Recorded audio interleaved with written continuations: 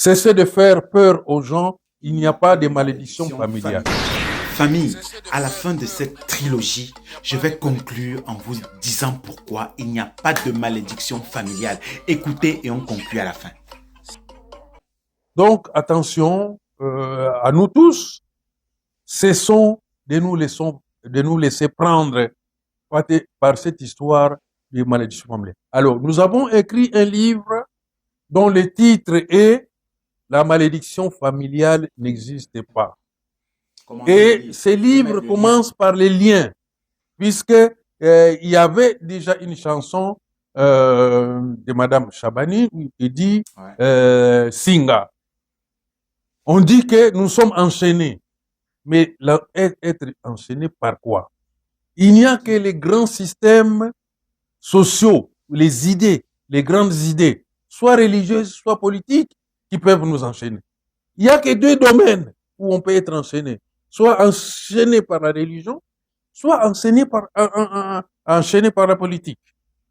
Et donc, dire que les enfants qui ne trouvent pas de travail, mais attends, les systèmes déjà, vous chantez que ces enfants sont allés à l'école, mais ne trouvent pas de travail. Mais pourquoi le système qui a permis qu'ils aillent à l'école ne leur permet pas de trouver du travail? Voilà la question. Prenons le temps de nous poser des vraies questions. Des bonnes questions. Et on dit, les anciens nous enseignaient quoi? Nazaya yuvula zeye bakamvutu. Lorsque tu sais poser des vraies questions, chaque vraie bonne question que tu poses est une bonne réponse. C'est dans la question que tu t'es bien posée que tu trouveras la réponse à tes préoccupations. Donc, au lieu d'être des pécheurs et des victimes individuelles ou collectives d'une quelconque malédiction, je ne sais pas qui a prononcé déjà la malédiction familiale. Je ne sais pas. Et la malédiction ne se prononce pas en privé. Parce que si je ne t'ai rien fait, si je suis jaloux de ta réussite, je ne peux pas te maudire. C'est même une bêtise de penser que moi je suis jaloux de quelqu'un et puis je le maudis. Mais la malédiction ne passe pas lorsqu'il n'y a pas eu de faute. La malédiction est une punition. Et chez nous, on dit kandu, dila mutu kandu, okana mutu. Tu dis dire de mauvaises paroles contre quelqu'un. Ces mauvaises paroles ont des effets seulement lorsque la faute a été réellement commise par la personne. Balthazar m'excuse de les prendre à témoin, puisque c'est une bonne occasion, comme tout le monde est en train de regarder. Là, il a une responsabilité. Mais il y a aussi la responsabilité de chaque femme qui est partie avec Balthazar. Je ne crois pas que ces femmes-là n'étaient pas au courant que Balthazar est marié et a des enfants. Si on s'amuse de sa vie en tant que célibataire avant le mariage, vous voyez que et la religion et la tradition interdisent de profaner la sexualité. On ne peut pas, on n'a pas le droit de profaner la sexualité. Voilà. Ça aussi, ce sont les valeurs. Dans les scandales Balthazar et Balthazar et les femmes ont profané la sexualité. Exactement. Donc là, nous sommes en situation de péché. Mais on ne peut pas dire que c'est par malédiction familiale que Balthazar et les 400 femmes fidèles ont fait ce qu'ils ont fait ensemble. Chaka Zulu, un ancien roi d'Afrique du Sud, disait que les chaînes les plus difficiles à rompre sont les chaînes de l'esprit. Ici, nous sommes dans une situation où nous sommes enchaînés. Il y a tellement de peur. En milieu africain, il y a tellement. Quand tu te réveilles, tu entends une radio dire crise financière, une autre dire crise du sida, et une autre dire crise de la foi, une autre dit, il y a que crise. Toutes ces crises-là, on peut parler de malédiction. Donc, dans toutes ces crises, ça veut dire que les Africains sont maudits par rapport à la situation du sida, par rapport à la situation du chômage, par rapport à la situation du célibat, par rapport toute cette situation-là consisterait à être des malédictions. Non, ce n'est pas soutenable. Arrêtez et tout ça. Rompez les liens avec tout système qui nous amène à être malheureux. Hein? Nous avons besoin du bonheur social. Mais le bonheur individuel ne vient que lorsque le bonheur social est suffisant.